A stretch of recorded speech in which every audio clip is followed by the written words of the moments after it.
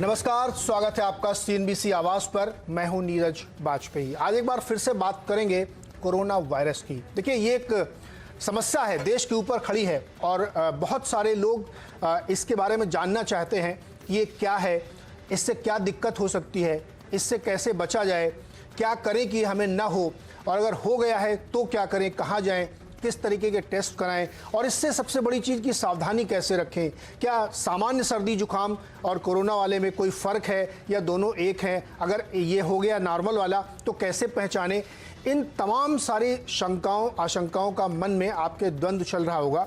इसीलिए हम आज फिर से एक बार इस पर चर्चा करेंगे कि इस बड़ी समस्या से हम कैसे निपट रहे हैं, हमारी तैयारी कितनी है, हम कितना अच्छे से इसको निपटा सकते हैं, और हम क्या उपाय करें, कैसे अपने आप को सीमित रखें, साफ सुथरा रखें, जिससे हम इसके चपेट में ना आए, इससे बचें और दूसरे लोगों को भी अवेयर कर सकें। तो एक बहुत ही बेसिक जानकारी वाला, जो हमारी आपकी ज़िंदगी में मन में जो सवाल उठते हैं इसको लेकर के, उस पर आज बातचीत करेंगे। लेकिन पहले एक रिपोर्ट देखिए कि ये कोरोना वायरस के पूरी घटनाक्रम, पूरी क्रोनोलॉजी क्या है। उसके बाद विशेषज्ञों का एक पैनल हमारे साथ होगा और चिकित्सा की सभी पद्धति के लोग हमारे साथ जुड़ेंगे। उसमें हमारे साथ एलोपैथी के लोग भी होंगे, आयुर्वेद के भी होंगे और होम्योपैथी के होंगे। लेकिन पहले ये रिपोर्ट देखिए।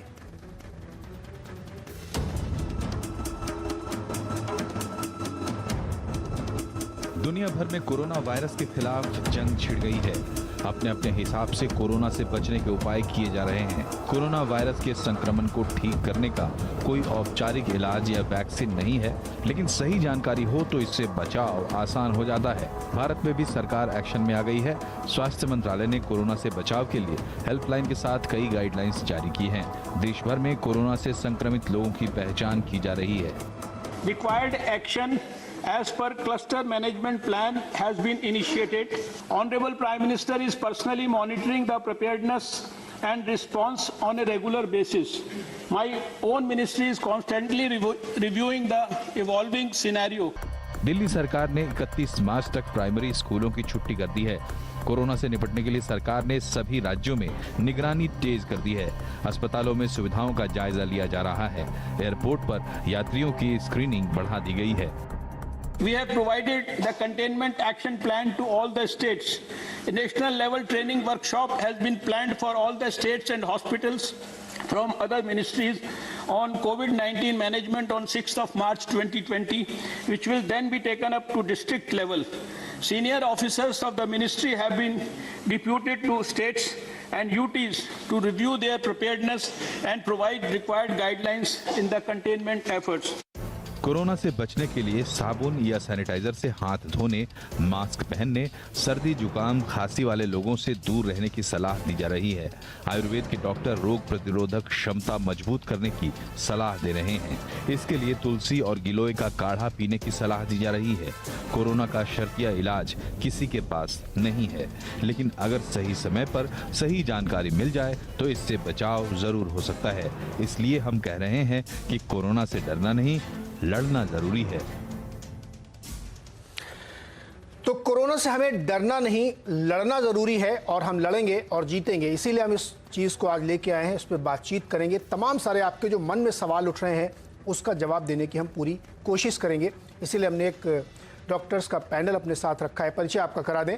हमारे साथ हैं मेदांता मेडिसिटी के chairman and managing director doctor Naresh Trehan ji, साथ ही लीलावती हॉस्पिटल के संक्रामक रोग विशेषज्ञ doctor Vasant Nagvekar ji, senior physician doctor और कार्डियोलॉजिस्ट डॉक्टर मोहसिन वली साहब, और होम्योपैथ के डॉक्टर उमंग खन्ना, और आयुर्वेद के गुरु बाबा रामदेव से भी आपको मुलाकात करवाएंगे। आपसे उनकी जो ज़रूरतें हैं, जो उनकी आपको नसीहतें हैं, वो सुनवाएंगे। एक बहुत अच्छा हमने इसीलिए किया कि सारी जो विधाएँ हैं, क्योंकि किसी को लगता है कि शायद आयुर्वेद में गिलोय से फ़ायदा हो सकता है, या किसी को लगता है कि होम्यो में कुछ हम बड़ा कर सकते हैं, या एलोपैथी में क्या कर सकते हैं। तो इसीलिए हमने सारी विधाओं के चिकित्सकों को अपने साथ जुटाया और आपके सवालों का, आपके मन की शंकाओं को दूर करने की पूरी कोशिश करेंगे। डॉक्टर त्रेहन, मैं सबसे पहले आपके पास आऊँगा।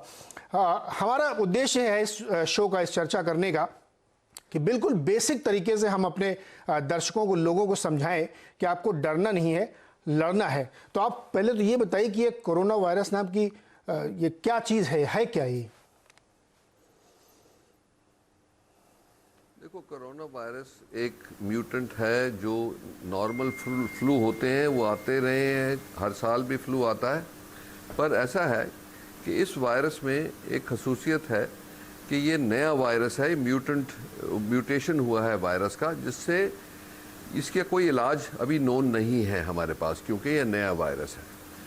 पर वो तो एक बात अलग है। दूसरी बात हमें समझना ये है कि ये फैलता कैसे है।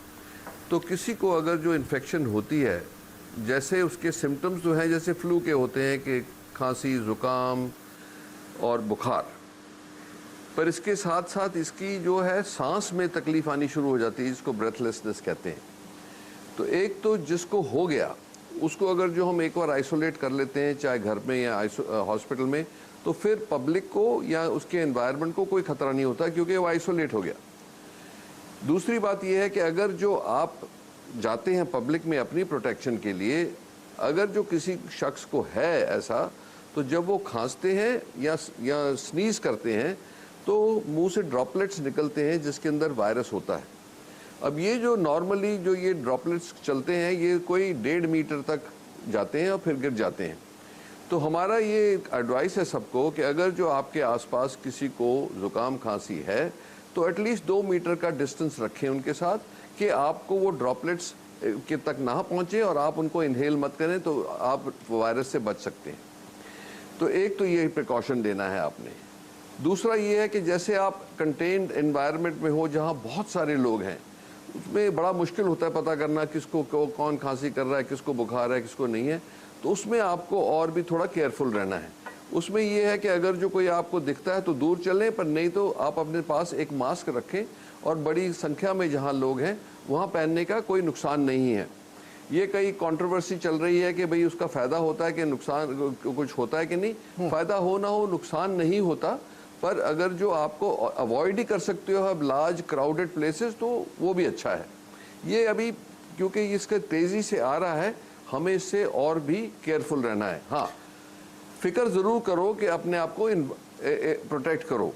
दूसरा है कि ये क्योंकि सेटल हो जाता है ये सरफेसेस के ऊपर, जैसे टेबल टॉप्स हैं या रेलिंग्स हैं या बाथरूम के नॉब्स हैं या वैसे दरवाज़ों के नॉब्स हैं, ये अगर जो उस पर कोई छींकेगा या खांसी करेगा तो उस पर ये 48 घंटे तक सर्वाइव कर सकता है। तो इसीलिए अगर जो आप ऐसी सरफेसेस को छुएंगे तो आप अपने हाथों को धोएं, साबुन से धोएं, 20 सेकंड से धोएं। और सबसे बड़ी बात है, अपने मुंह, नाक और आंखों को या फेस को ना टच करें तो अच्छा ही है, क्योंकि आदतन हम अपने फेस को टच करते हैं। उसके लिए सावधान रहें आप, ये अपनी प्रोटेक्शन कर सकते हैं आप। दूसरा हुआ जिसको हो गया, अगर जो हो गया उसको आइसोलेट कर दिया तो हमें कोई फिक्र नहीं है उसका। जैसे अब ये क्वेश्चन उठता है कि कोई हॉस्पिटल में किसी को आइसोलेट किया तो औरों को इफेक्ट पड़ सकता है, बिल्कुल नहीं, क्योंकि वो तो आइसोलेट हो गए। हॉस्पिटल का या क्लिनिक का पूरा कारोबार ठीक चल सकता है। लोगों को जो वहाँ काम करते हैं उनको फिक्र की ज़रूरत नहीं है, जो पेशेंट्स हैं उनको फिक्र की ज़रूरत नहीं है, कोई जो नए पेशेंट्स आ रहे हैं, उनके रिलेटिव्स आ रहे हैं, उनको कोई फिक्र की ज़रूरत नहीं है। जी डॉक्टर त्रेहन, एक आपको फिक्र ये है कि आप जैसे अब होली, मन में एक सवाल सर ये उठता है, होली आ रही है, अब लोग ये क्वेश्चन बहुत पूछ रहे हैं। हाँ हाँ हाँ हाँ हाँ, बोलिए।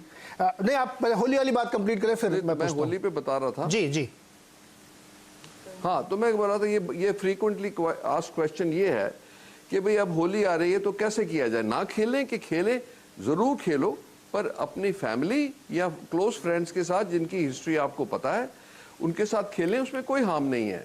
त्यौहार तो मनाना चाहिए, बट ये है कि जो बड़ी बड़ी गैदरिंग्स होती हैं, जैसे होली मिलन होता है जहाँ पे कोई तरीके के लोग आते हैं जिसका आपको कोई बैकग्राउंड नहीं पता, उसको इस साल अवॉइड करना चाहिए, क्योंकि होली तो हर साल आएगी। जी डॉक्टर त्रेहन, एक सवाल और आपसे छोटा सा बनता है कि जैसे चीन में तो बहुत विकराल स्थिति में पहुंचा, उसके बाद अब यूरोपियन देशों में बहुत तेजी से, खाड़ी में ईरान में बहुत तेजी से, भारत की अभी हम बात करें, लोग चूंकि अभी एकदम नया यहाँ पे 30 केसेस का है लेटेस्ट और बहुत ज़्यादा उसमें इजाफा नहीं हो रहा है, तो हम लोग किस स्टेज पे हैं, हमें बहुत ज़्यादा डरना नहीं चाहिए, ये जरा बताइए। ये हम स्टेज 1 पे हैं आज जी। स्टेज 1 होती है जहां पे आप कॉन्टैक्ट्स को रिकॉग्नाइज कर सकते हो कि कहां से शुरू हुआ और उन लोगों के कॉन्टैक्ट्स क्या हैं, क्योंकि वो कन्फाइंड है एक जगह पे। तो इस टाइम बहुत अगर जो सावधानी यूज करी जाए, अगर जो हम अग्रेसिवली कॉन्टैक्ट्स को आइसोलेट कर दें तो इसको अभी भी रोका जा सकता है। तो ये हमारे पास बहुत बड़ा मौका है कि अभी ही मीटिंग हुई हेल्थ मिनिस्ट्री में, हेल्थ मिनिस्टर साहब ने बुलाई थी और ये तैयारी करी गई है कि गवर्नमेंट और प्राइवेट सेक्टर मिलके इसको देखें कि जहां कोई केस मिलता है उनके कॉन्टैक्ट्स को हम एक आइसोलेटेड एरिया में रखें सो दैट वहां से फैले नहीं। ये एक मौका अगर जो हम सीज कर लेंगे तो हमारा बहुत फायदा होगा। दूसरा, फिर जो स्टेज 2 आ गई तो फिर मुश्किल शुरू होती है कि जब बहुत तादाद में आ जाएगा तो हिंदुस्तान की पॉपुलेशन बहुत डेंस है।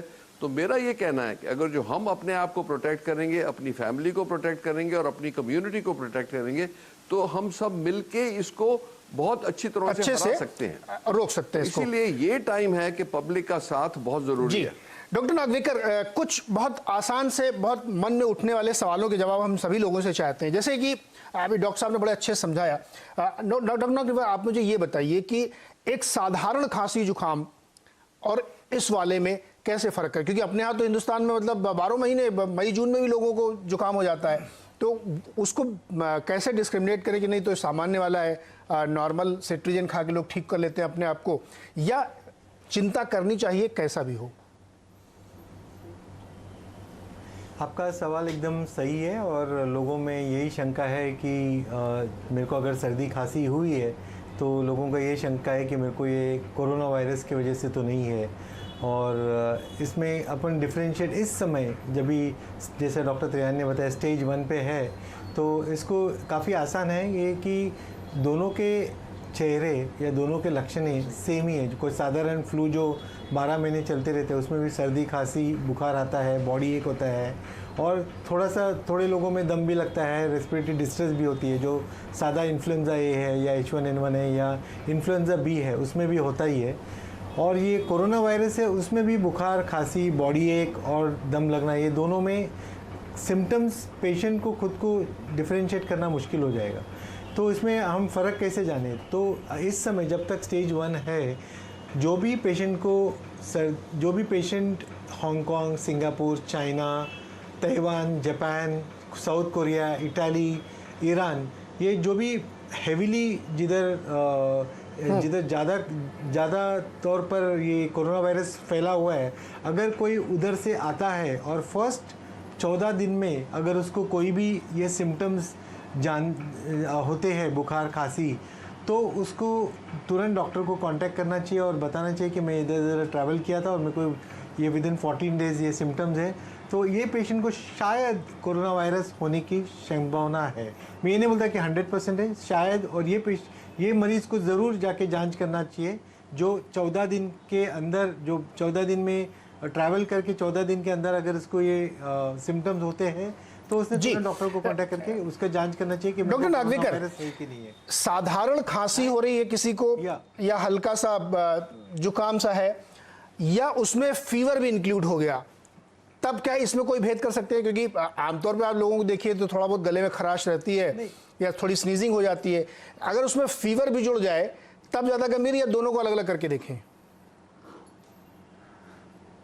नहीं, सो आई थिंक मेरे पास भी पेशेंट्स आते हैं तो फर्स्ट थिंग में पेशेंट्स को नॉर्मली जो भी सर्दी खांसी का पेशेंट आते हैं उनको फर्स्ट थिंग इज उनको एक मास्क प्रोवाइड किया जाता है जो भी है। और अगर ये कोई हिस्ट्री ट्रैवल की नहीं है और कोई भी उनका या कोई किसी से जो फॉरेन कंट्रीज जो भी 12-14 कंट्रीज से जो रिस्ट्रिक्शन है, अगर उससे कोई किसी से संपर्क नहीं हुआ रहेगा तो I think as of now जब तक स्टेज 1 है I will consider this as a normal Indian flu और जो भी सीजनल फ्लू है वो, और I will treat him symptomatically और एट द मोस्ट इन्वेस्टिगेट कि इसको H1N1 तो नहीं है करके। बट एज ऑफ नाउ अगर कोई ट्रैवल हिस्ट्री नहीं है और कोई ट्रैवल के साथ कोई कॉन्टैक्ट नहीं है इन नेक्स्ट 14 डेज में ये बुखार को साधारण, तो मेरे ख्याल से इतना ये पैनिक या घबराने की ज़रूरत नहीं है इस समय कि इंडिया में इतना फैलाव नहीं है और अभी तभी स्टेज 1 पे they just trying to isolate and quarantine people. तो मेरे ख्याल से people don't have to worry, या लोगों को चिंता करने की इस समय ज़रूरत नहीं है। अनलेस आपका ट्रैवल हिस्ट्री रहेगा तो ही चिंता करिए, जब तक ट्रैवल हिस्ट्री ना हो या कोई आपको नोन सोर्स ना पता हो। डॉक्टर उमंग खन्ना, होम्योपैथी की तरफ लोग बहुत देखते हैं और बहुत लोगों को ये पता भी नहीं होता, तो चूंकि इस समय की परिस्थिति ये है कि आदमी को ये लग रहा है कि कहाँ इसका इलाज हो सकता है, कहाँ कोई दवा है, तो हमने सोचा कि हम सभी लोगों को यहाँ पे रखें और जानने की कोशिश करें। तो क्या होम्यो में इसके लिए कोई दवा है क्या? एक आयुष मंत्रालय ने जो सजेस्ट किया था उस पर भी अपनी टिप्पणी करिएगा, और अदरवाइज भी इसमें कोई है क्या और कैसे प्रिवेंट करें इसको? जी हाँ, निश्चित रूप से होम्योपैथी में बहुत कारगर दवा है। और दवा, जैसा कि अब बहुत लोगों को सोशल मीडिया और सरकारी माध्यम से मालूम हो चुका है, पब्लिक इंफॉर्मेशन ब्यूरो से, इसकी सबसे इंपॉर्टेंट दवा है आर्सेनिक एल्बम। मैं आपको ये बताना चाहूँगा अपने दर्शकों को कि आर्सेनिक एल्बम क्यों इंपॉर्टेंट दवा है, क्योंकि इस बात पे भी डिबेट है। आर्सेनिक एल्बम 30 पावर में इसलिए बहुत इंपॉर्टेंट दवा है क्योंकि होम्योपैथी में यह जो है वो रेस्पिरेटरी ट्रबल की फर्स्ट लाइन ऑफ मेडिसिन में आती है। इसकी हिस्ट्री को हम लोग ले जाएं बात को समझने के लिए, तो इसको हम लोग 1790 1800 के करीब के वक्त में ले जा सकते हैं, जब डॉक्टर हेनीमैन साहब ने सबसे पहले स्कारलेट फीवर को कंट्रोल करा था। उस समय देखा गया था कि जिसमें इस दवा का एडमिनिस्ट्रेशन हुआ था आर्सेनिक और बेलेडोना का, वहाँ लोग 97% लोग इससे क्योर हुए थे। वो पहला वक्त था जब होम्योपैथी का ये एक चेहरा जो है वर्ड को इंट्रोड्यूस हुआ था। उसके बाद तमाम इंस्टेंसेस होते रहे, केरला में होते रहे, तमिलनाडु में होते रहे, जिस समय ऐसी दवाओं को करा गया।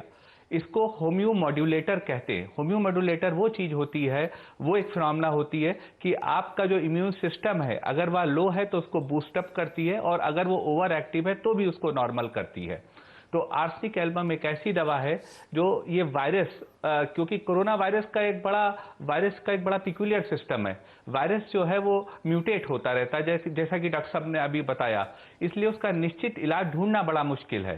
तो होम्योपैथी क्योंकि सिम्टम्स पे बेस्ड है, तो हमें वायरस से मतलब कम है, हमें जो उससे होने वाले सिम्टम्स हैं, जिसको साइंटिफिक टर्म में जीनस एपिडेमिस कहते हैं, उससे मतलब है, यानी कलेक्टिविटी ऑफ सिम्टम्स। तो सबसे ज्यादा सिम्टम जो कोरोना वायरस में आते हैं, जो एक सवाल अभी आप और उठा रहे थे कि नॉर्मल फीवर और नॉर्मल कोल्ड और कोरोना वायरस से होने वाले कोल्ड में क्या डिफरेंस है। सबसे बड़ा डिफरेंस मेरे हिसाब से है, जो कोरोना का वायरस होता है तो आपके गले में कसाव महसूस होता है, आपकी जो थ्रोट होती है इसमें आपको सफोकेशन महसूस होता है। तो यह सारे सिम्टम आर्सेनिक एल्बम को करिस्पॉन्ड करते हैं।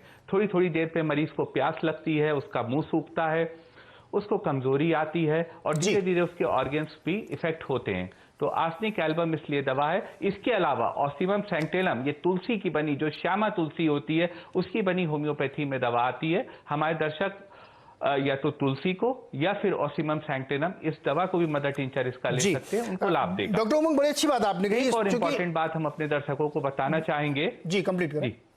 जी बोलिए। हाँ, एक इंपॉर्टेंट बात बताना चाहेंगे कि ये प्रूव्ड नहीं है, लेकिन ये एक डॉक्टर की सोच है कि आप स्टीम लें। कोई भी वायरस होता है वो हाई टेम्परेचर पे वो खत्म हो जाता है। जैसा कि आपने सुना होगा, अब गर्मी आ रही है साहब, कोरोना खत्म हो जाएगा, जो टेम्परेचर देश का बढ़ेगा, समर्स आएंगे, खत्म हो जाएगा। तो जब भी हमारे साथी अपने घर काम पे आए, आप घर पे वापस जाएं, हम घर पे वापस जाएं, और हमें जरा भी फीवर या फिर थ्रोट वगैरह हो तो हम स्टीम ले लें। स्टीम क्योंकि वो 100 डिग्री के ऊपर टेम्परेचर होता है, स्टीम वायरस को खत्म करती है। ये एक प्रूवन फैक्ट है साइंटिफिक। और जब वायरस को खत्म करती, तो कोरोना भी एक वायरस है, जो क्राउन शेप्ड वायरस होता है, इसको भी खत्म करेगी, ऐसा पूरी संभावना है। तो आप लोग स्टीम का सेवन करें जी, और बाकी अपने पुरानी संस्कृति पे आए, हाथ मिलाने की जगह हाथ जोड़ने, नमस्ते करें। बिल्कुल सही है। दो बातें जो डॉक्टर खन्ना ने रखी, उसमें एक तो ये जो मैंने इसलिए सवाल पूछा कि जो आर्सेनिक एल्बम 30 को लेकर के बड़ा विवाद था कि ये कारगर है नहीं, मैंने कहा एक बार क्लैरिटी ले लें, तो इसीलिए मैंने आपसे सवाल पूछा। दूसरा, आपने कहा कि स्टीम लें जिससे थोड़ा सा फायदा होगा। डॉक्टर वली को भी शामिल करते हैं। डॉक्टर मोहसिन वली, अभी हमने बातचीत करी किस तरीके से करें, मेरे मन में एक सवाल ये आ रहा है कि हमारे यहाँ हर एज ग्रुप के लोग हैं, बच्चे से लेकर के बहुत बुजुर्ग तक, तो ये जो परिस्थिति है इस समय कोरोना वायरस की, सबसे ज्यादा किसको ध्यान में रखना चाहिए? 50 से ऊपर वालों को, 30 से 50 वालों को, या बच्चों को? क्योंकि एक्सपोजर्स का और सबकी वल्नरेबिलिटी का फैक्टर अलग अलग होता है। सब ऑलरेडी ध्यान रख रहे हैं, सब परेशान हैं, सब डरे हुए हैं, सब सहमे हुए हैं। आप लोगों अपने चैनल के माध्यम से आप लोगों का डर निकाल रहे हैं। प्रधानमंत्री जी ने बोला है डरने की आवश्यकता नहीं है, सतर्क रहने की आवश्यकता है। ऐसे ही हमारे पूज्य स्वास्थ्य मंत्री जी हर्षवर्धन जी ने भी बोला है। तो अभी एक बात आ रही थी, जब देश का तापमान बढ़ेगा तो ये वायरस खत्म हो जाएगा। देश का तो तापमान बहुत बढ़ा हुआ है इस वक्त, सब लोग परेशान हैं। देखिए, ये वायरल इन्फेक्शन है, कंटेजियस है, इससे बचना ही इसका इलाज है। हम बार बार ये कहते हैं ना, इसका कोई इलाज नहीं है, इसका इलाज है आइसोलेट योरसेल्फ। और जो इसकी जो दो चीज़ें बताई जा रही हैं टू क्रिएट ए बैरियर, एक तो हाथ को धोना। बहुत अच्छा लगा मुझे, आज मैं एक एग्जीबिशन के इनॉग्रेशन में था मुंबई में सुबह में, तो वहाँ हर ही स्टॉल पर एक सैनिटाइजर की बोतल रखी थी। मुझे बड़ी खुशी हुई कि लोगों में सतर्कता आ रही है और हम इसको समझ रहे हैं कि हैंड हाइजीन कितनी इंपॉर्टेंट है। मैं आपको एक बात बताऊं, डॉक्टर साहब बैठे हैं, मेरे गुरु लोग बैठे हैं, रेहान साहब बैठे हैं। पहले जब हम छोटे बच्चे थे तो डॉक्टर के पास एक चिलमची रखी होती थी जिसमें पीला घोल होता था सेवलन का या डिटॉल का। तो हर पेशेंट को देखने बाद डॉक्टर्स उसमें पाबंदी से हाथ अपने रिंस करते थे, धोते थे, और एक साफ टॉवल लेके या तो ऑर्डरली खड़ा होता था जब वो राउंड पे होते थे, या उनके ऑफिस में होता था, जिससे वो साफ करके फिर दूसरे पेशेंट को टच करते थे। आज शायद ये हाइजीन का कॉन्सेप्ट बैक स्टेज चला गया है, हमारे माइंड के पीछे चला गया है, और इसकी वजह से हम लोग खूब रेजिस्टेंट बैक्टीरिया पैदा कर लिए हमने, और खूब अनहाइजीनिक कंडीशंस हो रही हैं। आईसीयू में रेजिस्टेंट इन्फेक्शन हो गए हैं, एनडीएम बग हो गया। खैर, वो एक अलग टॉपिक है। इस वक्त हम वायरस की बात कर रहे हैं। वायरस बाहर से आया है और वायरस बाहर से आया था, ये दो चीजें बहुत फर्क हो गई। जब केरला में आया था वायरस बाहर से तो 3 पेशेंट थे, बड़े अच्छे डिसिप्लिन से केरला ने सिंगापुर टाइप का डिसिप्लिन दिखा के उनको कंट्रोल रखा। फिर स्लगिशनेस आई, तो स्लगिशनेस के बाद ये जो टोली निकली है इटालियावी लोगों की, इटालियन लोगों की जो टोली निकली है, इसने कोहराम मचा दिया है। फिर वो जो एक साहब स्कूल में गए और होटल में गए और बुलंदशहर गए, पार्टी हुई बर्थडे की और वो गए, तो उन्होंने इसको खूब फैलाया, लोग डर गए। एक दिन में 6 से संख्या 29 हो गई। तो ये जो खतरा है ये 29 से सिर्फ एक दिन में अब 30 हुआ। इसका मतलब government is doing good job, people are doing good job. ये दो चीजें बहुत इंपॉर्टेंट है। मैंने आपको जो कंपैरिजन बताया पिछले 3 दिन का, पहले दिन पैनिक फैला स्कूल बंद होने से और वो पकड़े जाने से केसेस, दूसरे जी परफेक्ट। वली साहब आप सही कह रहे हैं कि जिस तरीके से बढ़ा उसके बाद रोकने की कोशिश की गई, और हम लोग उसके लिए हमारी प्रिपेयर्डनेस, अभी जैसे डॉक्टर त्रिहन बता रहे थे कि सरकार लगातार इसकी निगरानी करी, बहुत अच्छे से इसको प्रिपेयर कर रही है। तो एक तीसरी विधा भी है जो है आयुर्वेद की, और बाबा रामदेव से हमने बात की तो उन्होंने भी कई सारी तरकीबें बताई, और उस तरकीब में सबसे महत्वपूर्ण जो तरकीब वही यही थी कि आप अपना इम्यून सिस्टम बढ़िया मजबूत करें, और खुद को अगर आप क्वारंटाइन कर लें, बहुत मजबूती से अपने इम्यून सिस्टम को रखें, खान पान में थोड़ा सा ध्यान रखें, और कुछ एक जड़ी बूटियां उन्होंने बताई जिसका सेवन करें तो आप इससे बच सकते हैं। आइए उनकी बात सुन लेते हैं, उसके बाद दोबारा डॉक्टर त्रिहन के पास आते हैं। कोरोना से होता क्या है जो बता चुके, उससे आगे भाई, उससे रेस्पिरेटरी सिस्टम पर असर होता है, हमारे ऑर्गन्स उससे फेलियर होने स्टार्ट हो जाते हैं, हमारे जो है ब्लड की कंपोनेंट्स में गड़बड़ी आनी शुरू हो जाती है, पूरी बायोकेमिस्ट्री गड़बड़ होनी शुरू हो जाती है।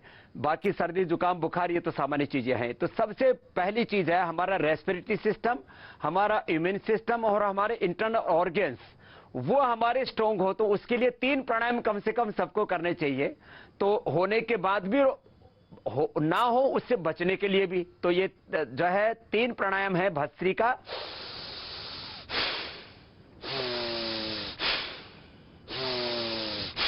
डीप ब्रीदिंग जिसको कहते हैं, दूसरा कपालभाति,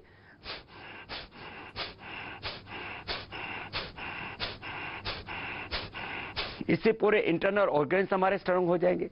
तीसरा ये अनुलोम विलोम,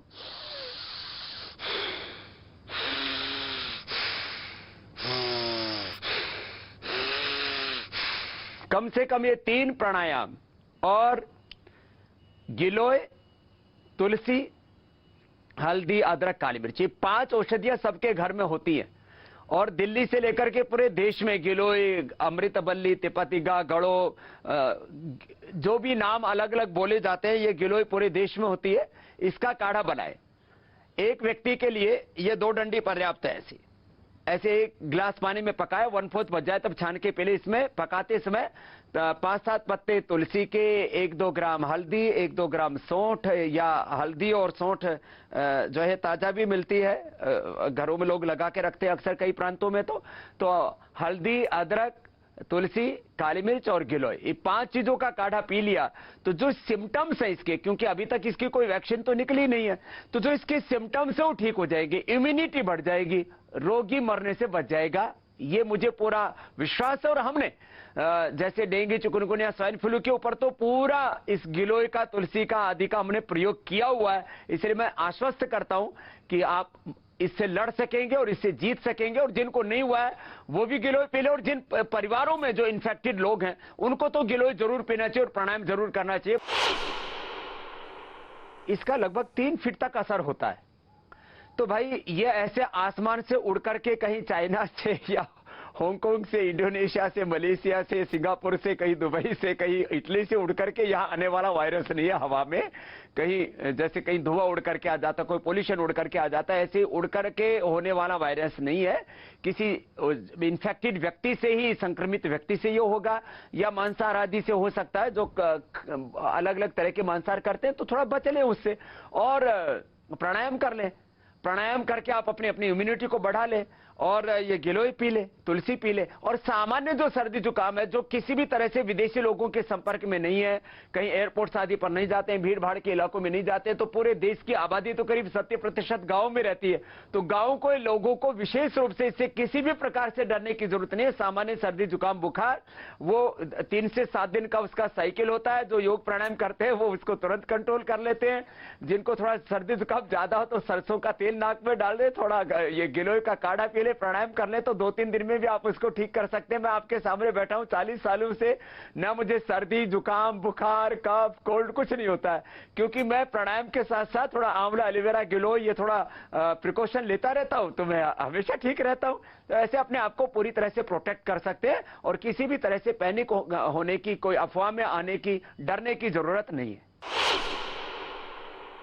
ये हम अपने पतंजलि चिकित्सालयों में सब जगह उपलब्ध कराते हैं। गिलोय का ये रस भी है और जो इसका काढ़ा बनाया है, ये गिलोय की गोली भी है। तो छोटे बच्चे एक बड़े जो है 2 गोली ले सकते हैं। और जो इससे संक्रमित हो चुके हैं वो तो इसको 5-7 बार थोड़ा करके पिए। इससे इंस्टेंट प्लेटलेट बढ़ जाता है, WBC ठीक हो जाता है, RBC ठीक हो जाता है।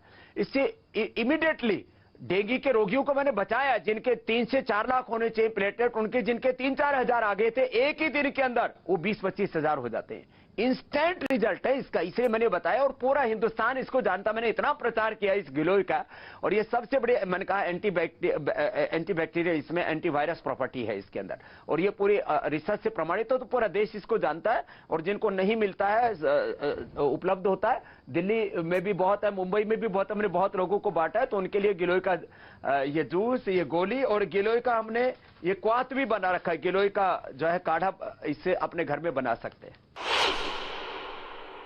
मैं तो हमेशा फलाहार और शाकाहारी करने वाला व्यक्ति हूं।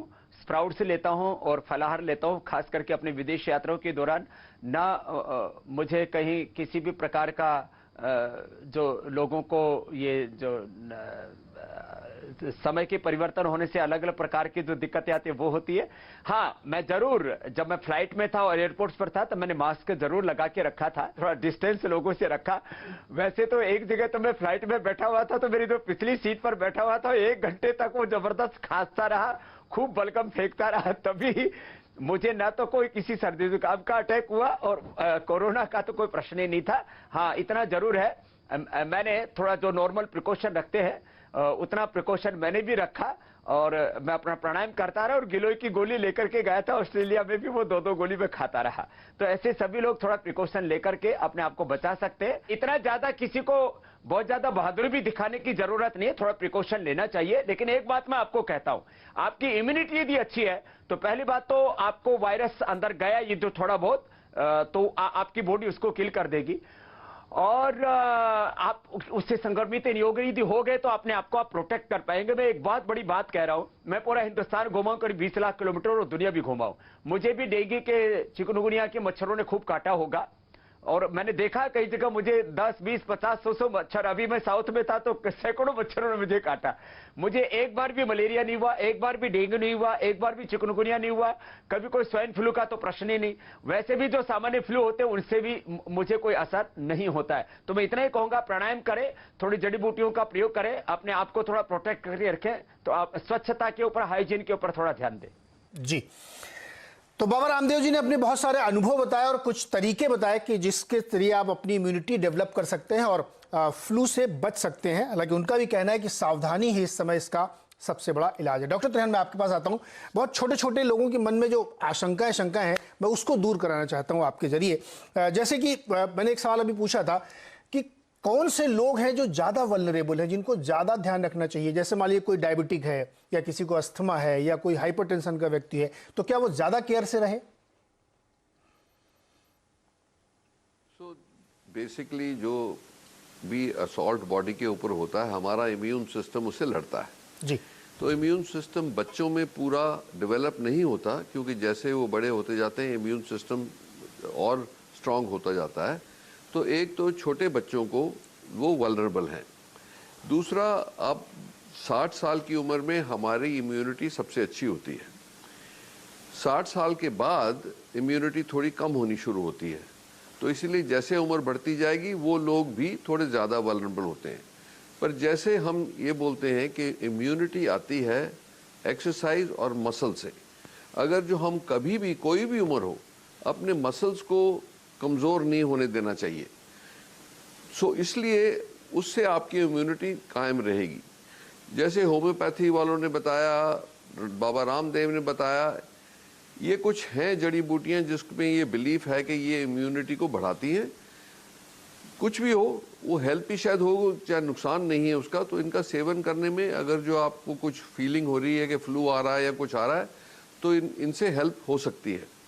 तो इसीलिए जिन लोगों को डायबिटीज़ है, जिन लोगों को कैंसर की कोई ट्रीटमेंट चल रही है, जिन लोगों को हार्ट की प्रॉब्लम है और दवाइयाँ चल रही हैं, और जो एल्डरली लोग हैं जैसे उम्र बढ़ती जाती है, उनको और सावधान रहना है। हमने यही बताया कि देखो अपनी डिफेंस तो आप खुद करें। आपको ये बता दिया गया है, जैसे बोला हाथ नहीं मिलाना, नमस्ते करना है, किसी को खांसी जुकाम है उससे दूर रहना है, जिससे सो ये सब चीज़ें ऑलरेडी चर्चा हो चुकी है। पर बच्चों को और एल्डरली को और भी ज़्यादा होना, केयरफुल होना है। और ख़ास करके एल्डरली लोगों को जो बड़ी, जो जैसे कोई गैदरिंग है जो एक स्पेस में है, उससे थोड़ा सावधान रहना है। जी डॉक्टर नागवेकर, अगर मान लीजिए किसी को शक है कि मुझे ये फ्लू है, इसमें हो सकता है, उसको लग रहा है, तो कहाँ टेस्ट कराए, इसका कहाँ जाए वो?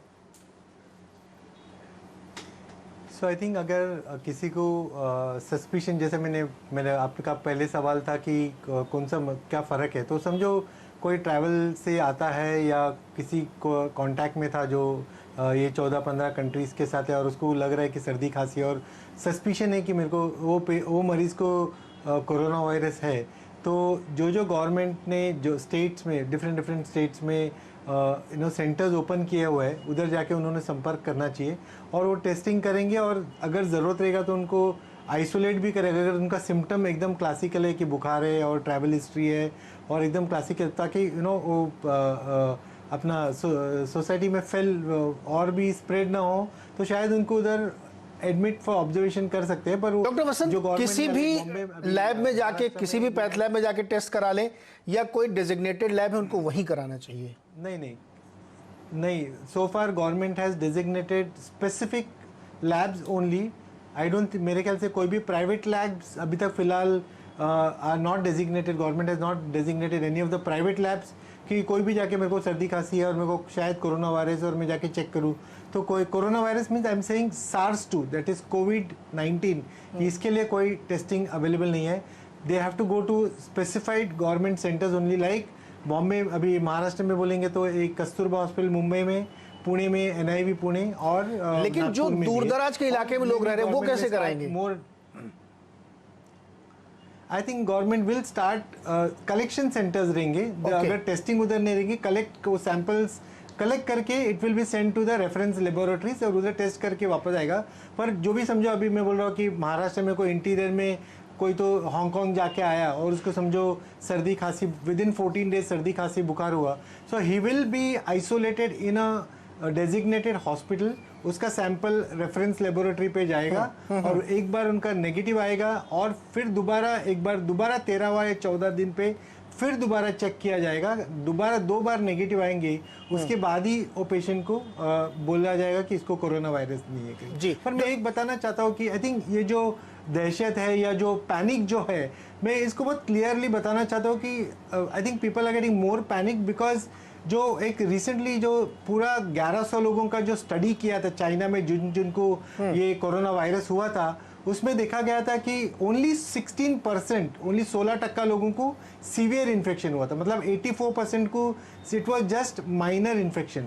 और जो 16% में जो सीवियर इन्फेक्शन हुआ था उसमें सिर्फ 5 से 6% लोगों को आईसीयू में भर्ती करना पड़ा था और वो 6% लोगों में सिर्फ 3% लोगों को वेंटिलेटर की ज़रूरत पड़ी और वो 3% में सिर्फ 2% लोगों की मौत हुई। इसका ये मतलब है कि 85% टू 88% लोगों को सिर्फ सिंपल ये जैसा अपना सादा इन्फ्लुएंजा, सीजनल इन्फ्लुएंजा इंडिया में रहता है वही शिकायत होती है और इनकी जो मोर्टेलिटी है, मौत है, वो सिर्फ 2 से 4% है, जो कि बहुत ही जो सार्स 2002 और 2003 में हुआ था उस समय उसका मोर्टेलिटी वाज 11%, जो 2012 में मर्स जो लेकिन डॉक्टर वसंत ये तो एज के हिसाब से वेरी करेगी ना, मोर्टेलिटी वाज 34। जो मोर्टेलिटी है फर्टिलिटी का रेट वो तो एज के हिसाब से वेरी कर जाएगी ना। नहीं, I agree with you, but overall मैं ये बताना चाहूँ 2002 और 2003 में भी एज के हिसाब से मोर्टेलिटी वाज ओनली 11% और जब भी 2012 में हुआ था वो भी मर्स को जो भी है एज के हिसाब से mortality was 34%, whereas now this SARS-2 और COVID-9 the mortality is only 2 to 4% which is much lesser but a panic is more. I would suggest that अच्छा, not डॉक्टर वली के पास चलते हैं। mortality is much lower than what it is. Doctor Wali, कुछ लोग खुद doctor बन जाते हैं और हम लोगों के यहाँ बहुत सारे जो ओवर द काउंटर मेडिसिन मिलती है। मैं आ रहा हूँ त्रिवेणी साहब आपके पास जा रहा हूँ, इस पर आप भी जवाब देना चाहते हैं कि कुछ हुआ तो खुद भी कुछ जानकारी ले ली या किसी कलीग ने बता दी, या कुछ नहीं हुआ तो गूगल करके ही 2-4 दवाएं पता कर ली और आमतौर पर वो खुद डॉक्टर बनने की जो कोशिश करते हैं वो कितना नुकसानदेह हो सकता है इस सिचुएशन में, इस केस में? डॉक्टर वली, डॉक्टर त्रिहन आप बताएं। ये इस नहीं, देखो जी ऐसा है कि अभी डॉक्टर साहब ने सारा उसका प्रचार बताया कि क्या परसेंटेज है क्या नहीं है। ये तो मेरे को ठीक बात है कि 4% तक कहते हैं या 6% तक जाएगा इसके डेथ, पर वो बहुत ज़्यादा है। एक भी परसेंट अगर जो की डेथ होती है तो उसका भी बड़ा दुख है हमें। सो इसीलिए मैं ये कहना चाहता हूँ कि हमें ये कहना कि फ़िक्र की बात नहीं है, उससे हम कंप्लेसेंट हो जाते हैं या लोगों को इतना कॉन्शियस नहीं रहना। मैं ये कह रहा हूँ कि हम बहुत क्रिटिकल स्टेज पे हैं आज, क्योंकि हमारे पास एक बहुत बड़ी अपॉर्चुनिटी है कि इसको अगर जो हम अभी कंटेन कर लेंगे तो बहुत महत्वपूर्ण फ़ायदा होगा इस देश को। फिक्र कोई बुरा वर्ड नहीं है, पैनिक बुरा वर्ड है। हम सबको फिक्र करना चाहिए, हम सबको सावधान रहना चाहिए और हमें सबको अपने आप को भी हेल्प करना है और लोगों को भी हेल्प करना है। हमें अश्योरेंस देने की क्या जरूरत है, चाहे 4% भी या 15% को भी सीवियर डिजीज होगी, क्यों होने दें। मेरे को ये डिफरेंस है कि नहीं डॉक्टर साहब, इसमें मुझे लगता है किसी का कोई फिक्र मत करो, फिक्र मत करो। क्यों ना करो, नहीं क्यों ना करो। जो एक बीमारी आ रही है जिसने चाइना जैसे देश को हिला दिया, हमारे पास तो उतने रिसोर्सेज भी नहीं है। अगर जो हमने इसको फैलने दिया तो बहुत बुरा अंजाम होगा। इसीलिए मेरा कहना है हम सब चौकन्ना रहो, हर चीज को अवॉइड करो। डॉक्टर त्रिहन, अगर जो कोई सिनेमा देखना है तो सिनेमा कल भी होगा। डॉक्टर त्रिहन, ये मुझे समझ नहीं आ रहा कि हम क्यों कह रहे हैं कहीं। नहीं डॉक्टर त्रिहन, मैं इसी गंभीरता को वैलिडेट कराने के लिए जो लोगों के बहुत सारे मन में अलग अलग सवाल हैं उसी को मैं आपसे पूछने की कोशिश कर रहा हूं। बेशक ये बहुत गंभीर है, डॉक्टर वसंत का भी शायद मेरे ख्याल में मंशा यही होगी। मैं इसीलिए छोटे छोटे सवाल पूछ रहा हूं कि अगर आप कहें बहुत गंभीर है, जो वाकई है, चाइना में इतने लोग अगर हैं 80-85 हज़ार लोग उससे अफेक्टेड हैं, तो इसीलिए मेरे छोटे छोटे सवाल से छोटे छोटे जवाब दीजिए। लोग जो खुद अपना इलाज करने लगते हैं उनको क्या कहेंगे आप?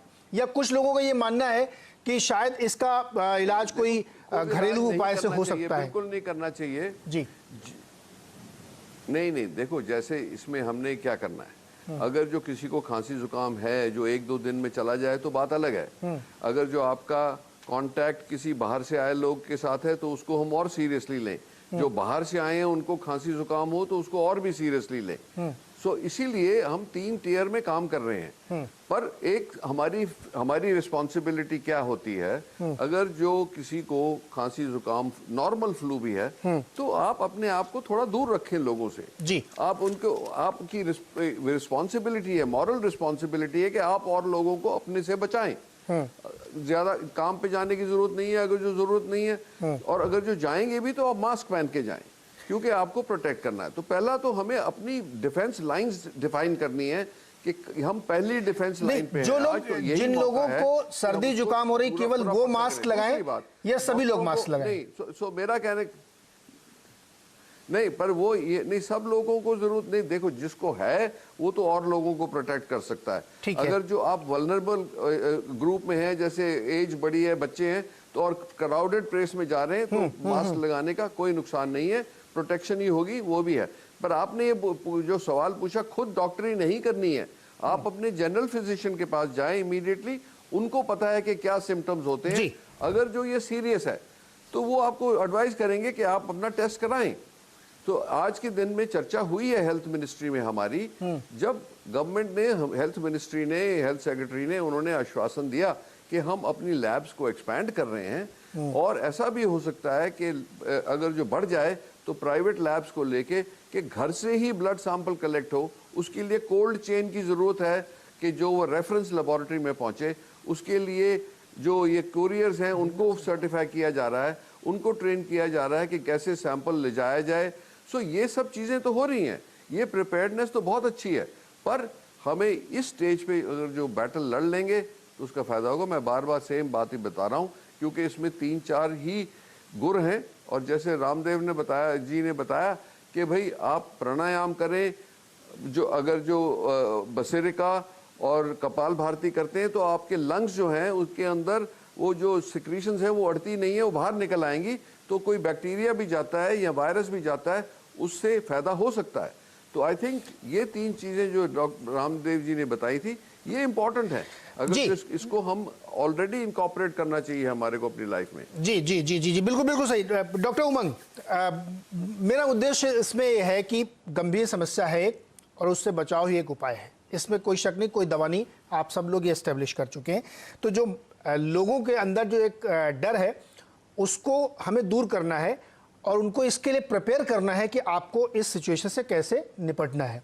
तो इसीलिए जो मैं सवाल कर रहा हूं, आम बिलीफ लोगों के मन में ये हो जाता है, जैसे अभी आप लोगों ने कहा कि हैंड ठीक से आपको धोने, बहुत अच्छे से सैनिटाइज करने हैं। तो मेरे मन में एक सवाल उठता है कि मैं कितनी बार हाथ धोऊंगा? दिन भर में मैं 50 बार काम करता हूं, तो मैं कहां कहां धोऊं, कितनी बार धोऊं, किस तरह से धोऊं, और क्या एक ही साबुन को 5 लोग धो सकते हैं क्या? ऐसे छोटे छोटे सवालों के जवाब मुझे आप लोगों से चाहिए। डॉक्टर खन्ना। मैं आपको बताता हूं जी। देखिए, सबसे बड़ी बात, prevention is better than cure. जैसा कि डॉक्टर त्रेहन साहब ने बताया, कोई भी दिक्कत हो, कोई भी बीमारी हो, आपके मसल्स को एक्टिव रखना है, नंबर 1 बात। नंबर 2 बात, होम्योपैथी में एक दवा आती इस्नेशिया, बहुत लोग दर्शक जानते होंगे, जो नहीं जानते बता रहा हूं। इस्नेशिया 1x पावर में 1 दिन के बच्चे से लेकर 100 साल तक का बुजुर्ग अपनी इम्यूनिटी को मजबूत करने के लिए दिन में 3 बार, इस वक्त जब इस वायरस का प्रकोप है या इस तरह का कोई आप एक म्यूटेटेड वायरस का नाम सुने, तो अपनी इम्यूनिटी को मजबूत रखने का इस्नेशिया बहुत अच्छा उपाय है। आप इस्नेशिया 1x पावर में दवा ले लें और दिन में 3 बार लें। यह दवा प्रीमियम दवा है जो आपकी इम्यूनिटी बढ़ाएगी और बचाव ही समस्या का सबसे अच्छा समाधान है। तो जैसा कि डॉक्टर साहब ने कहा, समय रहते इसका बचाव कर लिया जाए। हर व्यक्ति अपने परिवार के लिए इंपॉर्टेंट है, हर व्यक्ति पे 8 व्यक्ति निर्भर हैं, तो एक व्यक्ति को दिक्कत होगी तो 8 लोगों को पीछे दिक्कत होगी। और जो दूसरी बात आपने उठाई साबुन वाली और दिन भर काम करने वाली, काम तो करेगा व्यक्ति, लेकिन सावधानियां बहुत आवश्यक है। सर मैं देखिए, इस बीमारी को आप सब लोग ये एस्टेब्लिश कर रहे हैं कि ये कम्युनिकेबल है, एक दूसरे के टच से ये फैल सकती है। आपके ड्रॉपलेट्स आ सकते हैं, आप किसी सरफेस को टच करते हैं जहां पहले से हुआ तो हो सकता है। मुझे उन्हीं शंकाओं को दूर करना है। सर मुझे ये बताइए कि क्या एक ही टॉवेल 2 लोग यूज करें एक घर में, एक ही साबुन से 2 लोग हाथ धोएं? क्या उसी धुले हुए हाथ से मैंने हैंडल पकड़ लिया तो मैं कैसे सेफ्टी करूं? मैं 500 बार दिन में अपनी इस एक्टिविटी को करता हूं। मुझे वो बताइए सर, वो ज्यादा जरूरी है। दवाएं हम तो लेंगे ही आपसे पूछ के। डॉक्टर वसंत जी आप मुझे बताइए, बिल्कुल ये छोटी छोटी चीजें हम कैसे प्रिवेंट करें? इसका जवाब है आप sir. Doctor Vasant I think ji. So I think doctor Trehan ने भी बताया था कि द बेस्ट प्रैक्टिस, और डॉक्टर खन्नानी भी बताया the best practice is regular frequent hand hygiene. पर आपका सवाल भी सही है कि कितनी बार ये हैंड हाइजीन रेगुलरली बार बार किया जाए। तो one is I think for अगर हैंड सैनिटाइजर नहीं है तो soap and water is a good medium. Yes, आपका सवाल है कि एक ही सोप 2 लोग यूज़ कर सकते हैं। Yes, you can use the same soap, thoroughly wash with hand and soap and water, or that is most important. I think healthy practice is not to use the same towel with multiple people using the same towel, वो है। और दूसरा है कि आप जैसे बोल रहे कि कितनी दिन में कितनी बार हाथ सोप एंड हैंड से हो, मैं ऐसा बोल रहा हूँ कि जब भी आप काम करते हैं it is practically not possible कि हर 15 मिनट में, हर आधे घंटे में जाके सोप एंड, मैं बोल रहा हूँ कि whenever आपको पॉसिबल है। और बेसिकली आपका फेस, जैसे डॉक्टर त्रियान ने भी बताया, फेस एंड नोज को टच करने के पहले best is that you have to wash your hand with soap and water. That is most important. I think so that is बिल्कुल यही छोटी छोटी क्लैरिटीज चाहिए लोगों को। एक सवाल ले लेते हैं सर। मुरादाबाद से शुचि हमारे साथ जुड़ी हुई हैं, जिनके मन में कोरोना को लेकर के एक सवाल है। शुचि, आपको मेरी अगर आवाज आ रही तो अपना सवाल पूछें आप। Ji doctor, I just want to ask one thing कि ये जो इतना ज्यादा एक्सेस में कोरोना वायरस का दिख रहा है, ये हाइप ज्यादा है या प्रैक्टिकली डरने की बहुत जरूरत है? डॉक्टर त्रियान, हाइप है या वाकई डरने की जरूरत है? हाँ जी, नहीं, देखो ये हाइप नहीं है, क्योंकि आपको देखना है कि और देशों का क्या हाल हुआ है। ये यूरोपियन कंट्रीज हैं, चाइना है, जिसके अंदर अगर जो उनकी एबिलिटी 1-2 हफ्ते में 1000 बेड का हॉस्पिटल बनाना कोई आसान काम नहीं है। आप इटली जैसी कंट्री देखें, यूरोप देखें, इंग्लैंड में भी अब फैल रहा है कि हिस्ट्री इसकी ऐसी है कि जहाँ जहाँ ये फैलना शुरू हुआ है तो वो फैलता ही जा रहा है जी। पर ये इंडिया की ये पिक्यूलियरिटी है कि इतने महीने हम बचे रहे, पर जब ये इटली से लोग आए हैं जिनको कॉन्शियसनेस नहीं थी, वो 14 लोग निकल आए हैं वो, और जो इंडियन भी वहाँ गए थे मिलान फेयर में, वहाँ से होके आए हैं, उनके माध्यम से ये फैलना शुरू हुआ है। अगर जो मैं बार बार वही कह रहा हूँ कि हमें डरना ज़रूर चाहिए इससे। हमें ये नहीं कि हम डिप्रेस हो जाएं या बिल्कुल पैनिक में हो जाएं, बट हमें सीरियसली लेना है। मेरा मैसेज बहुत क्लियर है। मैसेज बिल्कुल ना सीरियसली क्लियर है। अगर जो आप कहते हैं कि 85% को होगा, 15% को सीरियस होगा, 15% तो बहुत ज्यादा तादाद होती है। एग्जैक्टली का 15% निकालो तो सारी दुनिया की पॉपुलेशन है। नहीं, बिल्कुल सही कह रहे हैं आप कि जो इसकी फर्टिलिटी रेट है वो 3.4% एवरेज अगर आप निकालिए हर एज ग्रुप का, तो वो बड़ा नंबर है, इसमें कोई शक नहीं है। मैं फटाफट एक और सवाल लेता हूँ। राजकोट से रुपेश जी हमारे साथ जुड़े हुए। रुपेश जी, आपको आवाज आ रही है? आप सवाल पूछिए अपना। हाँ जी सर। हाँ जी, सवाल पूछिए सर। हेलो। अच्छा सर, मेरा ये क्वेश्चन था, हम लोग जो ये SARS करके एक जो ये वर्ड है जिसे सीवियर एक्यूट रेस्पिरेटरी सिंड्रोम बोल रहे हैं, हाँ, तो सर ये एक वर्ड जो हम यूज कर रहे हैं बार बार, और एक मैंने ये भी वर्ड सुना कि रेस्पिरेटरी इलनेस इसमें होता है। तो ये इलनेस का मतलब क्या है? मतलब कि आप जो बात कर रहे हैं, सिम्टम्स की बात कर रहे हैं, वो एक अलग हो जाती है मेरे हिसाब से, और ये इलनेस जो है तो इसमें जो है थोड़ा कंफ्यूजन है कि किस तरह से ये ऑब्जर्व करें। जी डॉक्टर बसंत, आप जवाब देंगे इसका? सो रेस्पिरेटरी इलनेस व्हेन यू से, आप जब ये रेस्पिरेटरी इलनेस बोलते हैं, ये अपर रेस्पिरेटरी ट्रैक्ट इन्फेक्शन भी हो सकता है या लोअर रेस्पिरेटरी ट्रैक्ट इन्फेक्शन। जैसा अपर रेस्पिरेटरी बोला तो सिर्फ गले में या टॉन्सिल्स या ब्रोंकाइटिस तक। जब ये लोअर रेस्पिरेटरी ट्रैक्ट बोलते हैं तो अपन एकदम लोअर अपने लंग्स के भाग, छोटे छोटे भाग तक पहुंच जाते हैं, उसको लोअर रेस्पिरेटरी ट्रैक्ट इन्फेक्शन बोलते हैं।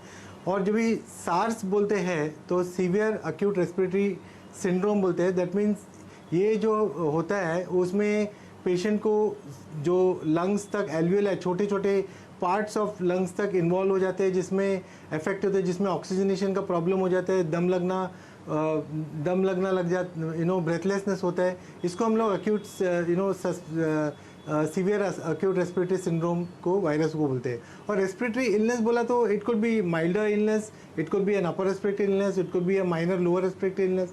That's a very broad terminology, but when we say जब भी अपन सीवियर सार्स बोलते हैं, सीवियर एक्यूट रेस्पिरेटरी सिंड्रोम, वो थोड़ा सा वायरस को बोलते हैं, मीन्स ये वायरस अपने को severity, it can cause a more severe illness compare to other influenza viruses.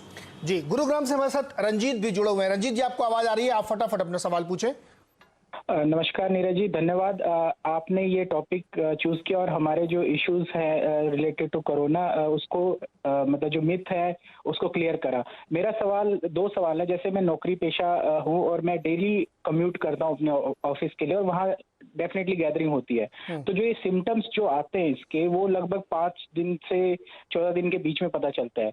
In between अगर वो जो व्यक्ति है, उस व्यक्ति को अगर वो वायरस है, और उससे वो उसको कैसे हम आइडेंटिफाई करें कि हाँ उसकी उस बंदे से, मतलब जो व्यक्ति है उस बंदे से हमारे को ट्रांसमिट ना हो पाए, पहला। और दूसरा, मैंने एक व्हाट्सएप पे एक मैसेज चल रहा है जिसमें ये बताया जा रहा है कि अगर वायरस आ जाता है तो आप पानी का इंटेक बढ़ा दो ताकि वो वायरस स्टमक में जाए और वहाँ पे एसिड, जो आपका स्टमक का एसिड है, उसको किल कर दे।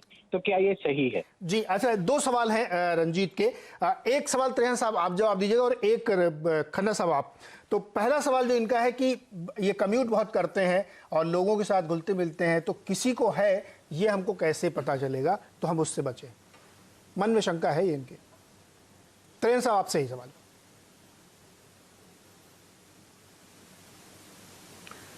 हाँ, नहीं, ऐसा है कि जब तक कोई सिम्टम्स नहीं होगा, जैसे हमने बोला कि इसकी स्प्रेड जो है वो ड्रॉपलेट से होती है। ये अगर जो किसी को खांसी, जुकाम या स्नीजिंग या कॉफ नहीं है, तो तब तक वो इन्फेक्टिव नहीं होते। इसीलिए हमें ये जैसे जैसे किसी को अगर जो हो गया है और वो हिडन है, जब तक वो खांसी नहीं करेगा, जब तक वो नहीं करेगा, तो आपको उसकी इन्फेक्शन नहीं लगेगी। जब तक वो वायरस अंदर है किसी के, तब तक डरने की, बॉडी के अंदर ही रहेगा। जी, तब तक डरने की। खन्ना साहब, छोटा जवाब, क्या ज्यादा पानी पीने से? हाँ, अगर जो आप, जी सर, ये खन्ना साहब से लेता हूं सवाल। ज्यादा पानी इनटेक अगर आप करते हैं, बहुत ज्यादा अपने को हाइड्रेट रखते हैं, तो उससे फायदा होगा? मैं इसको, हाँ, इससे कुछ हद तक फायदा हो सकता है, लेकिन मैं इसको बहुत फायदे पे नहीं मानूंगा। इसलिए कि पानी तो आपका जीआईटी पे जा रहा है, लेकिन जो आप यहाँ या आपके ट्रैकिया पे होता है वो आपके लंग्स में जा रहा है। तो हाइड्रेट रखें, बहुत अच्छी बात है, लेकिन स्टीम लेना आपके लिए ज्यादा अच्छी बात है। अगर आपको वायरस का इन्फेक्शन दिखता है, किसी भी वायरस का, इन्फ्लुएंजा का हो सकता है, किसी भी वायरस का हो सकता है, तो आप स्टीम लें, वो आपके लंग्स में जाएगी जहां पर ये वायरस इफेक्ट करता है। तो अपने लक्ष्य पे हमला करेंगे तो मुझे लगता है कि आप जल्दी रिलीफ पाएंगे। जी, ये बढ़िया आपने जवाब दिया कि क्या आपको करना चाहिए, क्लैरिटी है। एक सवाल छोटा सा ले लेते हैं, जसपुर से, छत्तीसगढ़ जसपुर से बलदेव जी हमारे साथ जुड़ रहे हैं। बलदेव जी, आपको आवाज आ रही है? तो संक्षेप में फटाफट सवाल। जी सर, आ रही सर। ये फेसबुक, सोशल मीडिया पर एक बहुत बात आ रही है कि लहसुन खाने से सर कोरोना वायरस ठीक हो सकता है सर। ओके, चलिए खन्ना साहब, लहसुन खाने से कोरोना वायरस ठीक हो जाएगा क्या? जी, देखिए, जो स्ट्रॉन्ग परगेटिव्स होते हैं वो कहीं ना कहीं पुराने दौर की मेडिसिन हैं और वो कहीं ना कहीं आपके शरीर की इम्यूनिटी को लाभ देते हैं। हाँ। तो जो लहसुन खाने की बात है, यह एस्टैब्लिश्ड नहीं है, लेकिन स्ट्रॉन्ग परगेटिव्स होने के नाते यह आपकी इम्यूनिटी बढ़ाने में लहसुन जरूर मदद करता है, यह देखा गया है। यहाँ पर एक मैं नोट देना चाहूंगा कि लहसुन का बहुत ज्यादा इस्तेमाल ना करा करें। बहुत स्ट्रॉन्ग परगेटिव्स होते हैं, ये आपके बॉडी के सेंसेस को ऑल्टर भी करते हैं। तो इन चीजों को लें, लेकिन एहतियात से, इरैशनल रूप से इस्तेमाल न करें। जी, अच्छा, बिल्कुल समय मेरा खत्म हो रहा है। 30 सेकंड में छोटे छोटे आप जो संदेश देना चाहते हैं लोगों को, वो दे दें। डॉक्टर वसंत पहले आप, उसके बाद त्रेहन साहब आप। So I would say कि yes, SARS to COVID-19 is highly contagious, मतलब बहुत जोरों से फैलता है। जी, we have to not panic, but yes, keep alert ourselves yes and be सतर्क रहे कि इससे सतर्क at the same time not panic, but yes सतर्क रखे, टेक ऑल द प्रिकॉशंस जी doctor Trehan, at least for hand washing and I would say अगर जी doctor Trehan, लोगों के लिए तो संदेश जैसे छोटा सा। सबने बोला कि अगर जो हम आज एज एन इंडिविजुअल भी अपने आप को प्रोटेक्ट करेंगे तो फैलने से उसको रोक सकते हैं। तो वही सिंपल चीज़ें हैं, अपने हाथ धोने हैं, नमस्ते करना है, हाथ नहीं मिलाना है। अगर जो किसी को खांसी जुकाम है उससे अपना दूर रहें, आपकी फैमिली में कोई है तो उनको आइसोलेट करें, और अगर जो वो ज़्यादा दिन चल रहा है, फीवर बहुत हाई है, फिजिशियन को ज़रूर मिलना चाहिए। वो बता सकेंगे कि इसके सिम्टम्स कोरोना वायरस जैसे हैं, अगर जो हैं तो उनकी टेस्टिंग करनी चाहिए। और जल्दी से जल्दी ये सुविधाएं उपलब्ध होने वाली हैं कि डबल हो रही हैं रोज़ लैब्स, तो वो आसान हो जाएगा अपने आप को चेक कराना भी, क्योंकि जब लैब्स कम थी तो चेक कराने में भी बहुत टाइम लग जाता था। इसीलिए हम ये कह रहे हैं कि आप सावधान रहें। सावधानी ही इसका इस समय बचा। खन्ना साहब, बिल्कुल एक लाइन में कोई एक संदेश आप लोगों को देना चाहेंगे, सिर्फ एक लाइन में सर, बहुत कम समय मेरे पास। मैं अपने दर्शकों को बताना चाहूंगा कि आर्सेनिक एल्बम दवा ले लें, दिन में 3 दिन लगातार हर महीने। दूसरा, स्टीम लें, भारतीय संस्कृति को अपनाएं, नॉन वेज को थोड़ा अवॉइड करें, और हाथ मिलाने के बजाय हाथ जोड़ें, और सावधान रहें और थोड़ा सा डरें भी। इतना आप लोग करें, आप स्वस्थ रहेंगे। हाथ जोड़ें, हाथ मिलाएं ना, यहाँ पे और सावधान और डर रहे आप में। जी, कोशिश ये की गई, हमने अपने तीनों विशेषज्ञों से ये बातचीत करने की कोशिश की कि आपको कैसे बचना है, कैसे सावधान रहना है। इसको बहुत हल्के में नहीं लेना है, सीरियस प्रॉब्लम है, लेकिन उससे बचा जा सकता है कुछ छोटी छोटी चीज़ों को ध्यान में रखते हुए। लेकिन आपको खुद भी कोशिश करनी चाहिए, अगर आपकी नज़र में कोई आता है तो उसकी भी कोशिश करनी चाहिए। अफवाहों पे ध्यान न दें, व्हाट्सएप यूनिवर्सिटी पे ध्यान न दें, अपने डॉक्टर से मिलें, फिजिशियन से मिलें। अगर आपको कोई तकलीफ हो रही तो आप उनसे संपर्क करें। खुद डॉक्टर बनने की कोशिश ना करें, डॉक्टर की सलाह पे ही दवा लें, तो इससे आराम से लड़ा जा सकता है। कोरोना से भी ज़्यादा दिक्कतें आती हैं तो हम लोग उससे लड़ते हैं, लेकिन तब लड़ पाएंगे आप जब आपका सावधानी से उपचार करेंगे और अपने आप को प्रोटेक्ट करेंगे, अपने आसपास के एनवायरनमेंट प्रोटेक्ट करेंगे और साफ सफाई रखेंगे। इसी के साथ बहुत बहुत शुक्रिया डॉक्टर त्रेहन, डॉक्टर वसंत और डॉक्टर खन्ना, हमारे दर्शकों को इतने सुझाव देने के लिए और उनके मन की बहुत सारी गलतफहमियां दूर करने के लिए, जो उनके मन में अलग अलग सवाल आते हैं। जैसा भी किसी ने पूछा कि क्या लहसुन खाने से दूर हो जाएगा। बहुत बहुत शुक्रिया, हमारे साथ जुड़े रहिएगा। देखिए इसके बाद टक्कर अमीश देवगन के साथ।